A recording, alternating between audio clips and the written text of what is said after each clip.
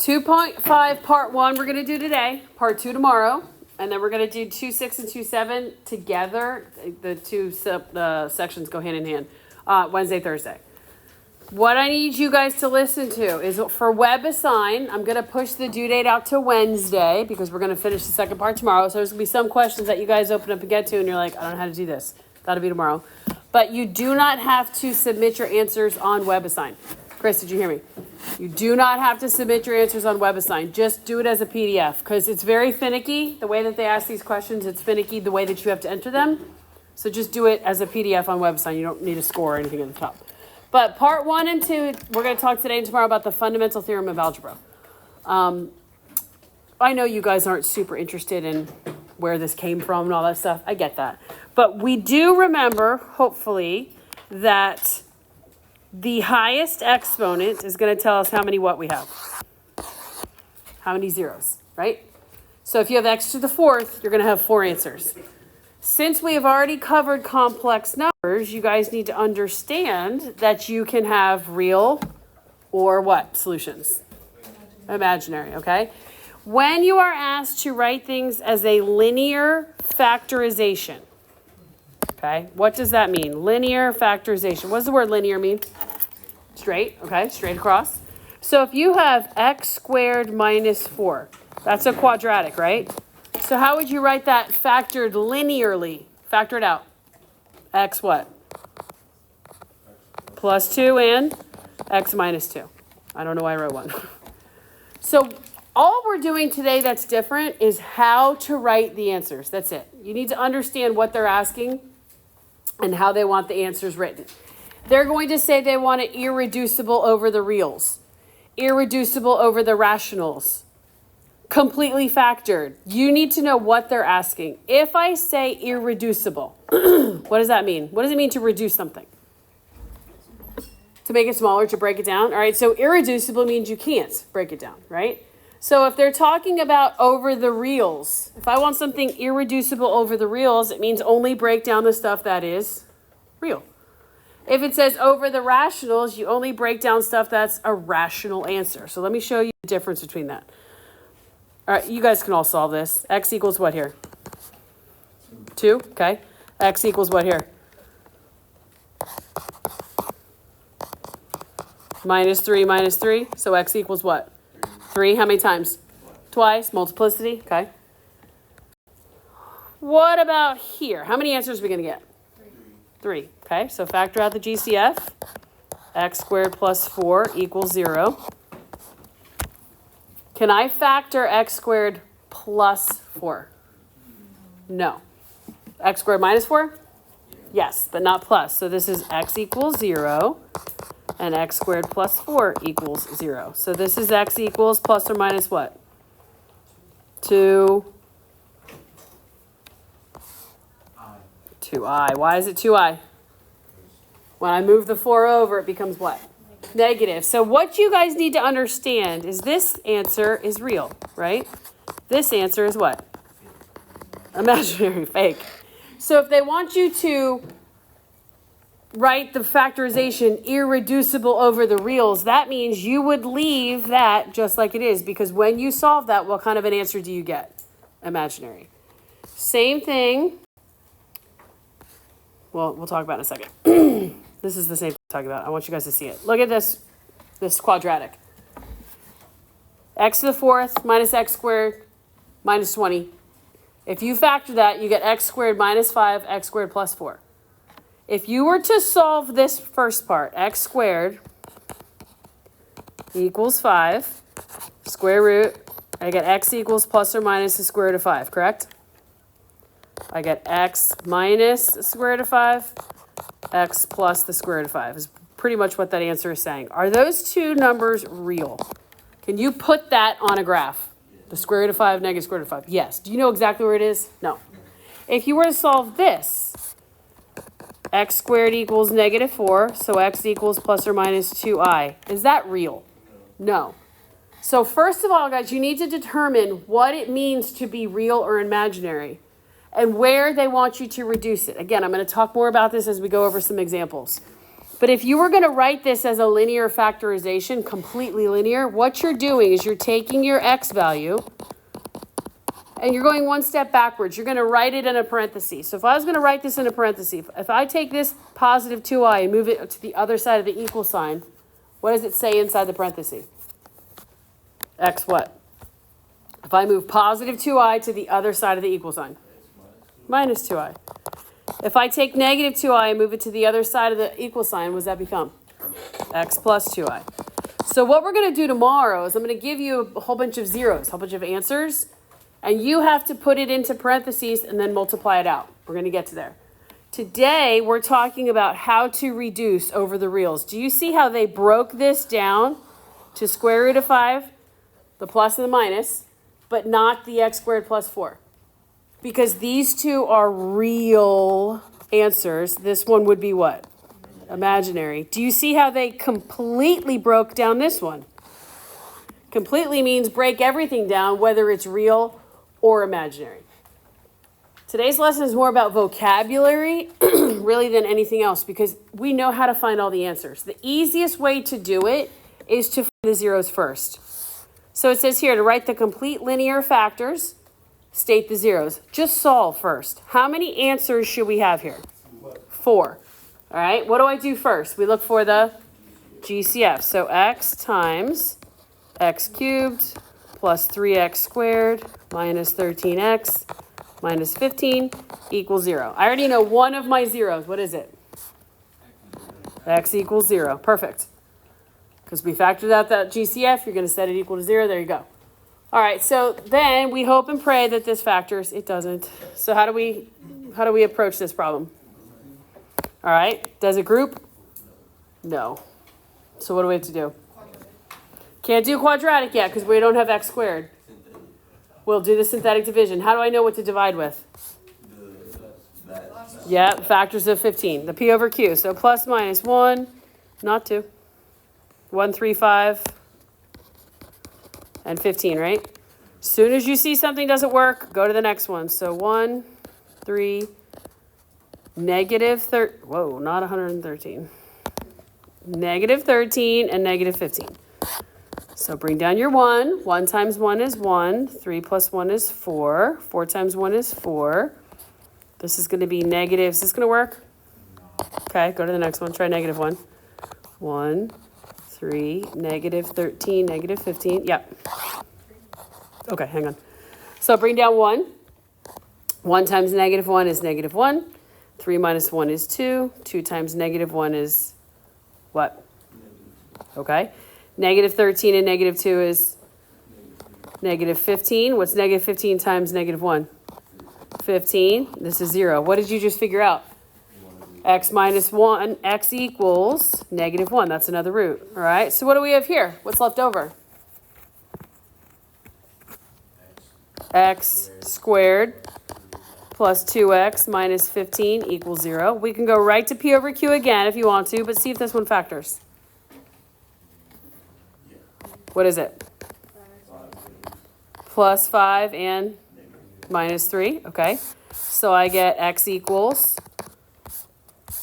positive 5 or negative 5? And positive 3. So there you have stated the zeros, guys. You found out where this graph is going to cross the x-axis. How many times does this graph cross the x-axis? 4. How do you know it crosses at all 4 of these? Okay, there's no multiplicity, but are they all real? Yeah, there's no imaginaries. So if you were going to write the complete linear factorization, you would write each of them in a parenthesis. It's like one step before you solve. If you move 0 to the other side of the equal sign, does it really matter what sign it is? No, so it doesn't matter. You can put x plus or minus 0. It doesn't matter. When I move negative 1 over, it becomes x what? Perfect. When I move negative 5 over, it becomes, and then when I move positive 3 over, it becomes minus. That's the complete linear factorization. You can break this down over the reals because all of these numbers are what? Real.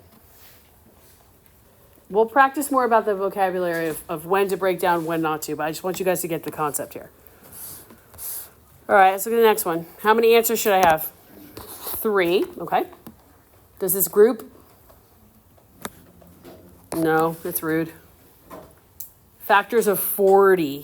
Plus minus 1, 2, 3, 4, 5, 6, 7, 8, 10, 20, and 40. We're not going to have to do all of them. Try 1. 1, negative 7, 2, and 40. Is this going to work? Okay, try negative 1. When I say, is this going to work, what am I looking for my remainder to be? Okay, just want to make sure we understand. So negative 8, this is 8, this is 10. Is this going to work? No. What about 2? 1, negative 7, 2, and 40. 2, negative 5, negative 10. Yes or no? No? Okay, let's try negative 2. This one's annoying, huh? Negative 2, negative 9. This is positive 18. This is 20. Ooh, does this one work? Yes. So what do we find out? X equals? X equals negative 2. All right, what's left over? X squared minus 9x plus, perfect. Does that factor? Factors of 20. That multiply to give you 20, add to give you negative 9. Perfect. Minus 5, minus 4. So you found out that x equals 5 and 4. What do you notice about all three of these answers? They're all real. So they're irreducible over everything. The complete linear factorization would be what? Perfect, perfect, perfect. Now you guys are going to be like, why are we doing this? Because tomorrow we're going to give you a whole bunch of zeros, and then you have to multiply them back together to get the original equation. And then we're going to use that with long division. It sounds awful. It's not, I promise. 2 more here. All right, how do I approach a problem like this? Can we do P over Q here? Yes, you can. What do we have to make sure we account for? There's an x to the 4th. Is there a spot for x cubed? No, so you need a 0. Is there a spot for x to the 1st power? No, so you need a 0. But does this one factor? What times what is going to give me x to the 4th? X squared, okay. What are the factors of 6 that multiply to give me 6 but add to give me 7? Plus 1 and plus 6. Do either of those factor? No, so let's solve it. X squared plus 1 equals 0. And x squared plus 6 equals 0. So x squared equals negative 1. X squared equals negative 6. What do I do to both sides? All right, so x equals here what? Yep. What about on the other side?